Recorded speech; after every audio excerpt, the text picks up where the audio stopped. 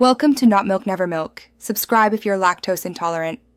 You start by confirming the number linked to Phonepe and granting call and voicemail permissions. Once done, initiate the action that needs verification: login, payment, or number change, and when the app offers OTP options, pick the Call Me or Voice OTP choice. You do this so the system can deliver a spoken code over an automated call. This avoids SMS delays and works when signal is weak. Make sure your phone is not in Do Not Disturb and that it can accept incoming calls. When the Phonepe call comes in, pick up promptly and switch to speaker if you need clarity. The automated voice will say a 4 to 6-digit OTP slowly. You should repeat the digits in your head and jot them down immediately because many OTPs expire quickly.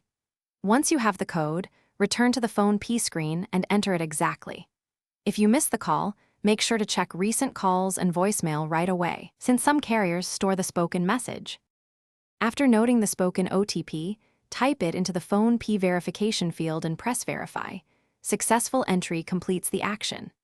If the automated call doesn't arrive, try the Call Me option again after 30 to 60 seconds or switch temporarily to SMS if available.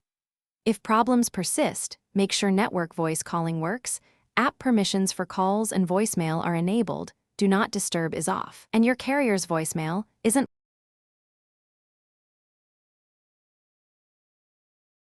Thanks for watching. If this was helpful, leave a like and consider subscribing. See you next time.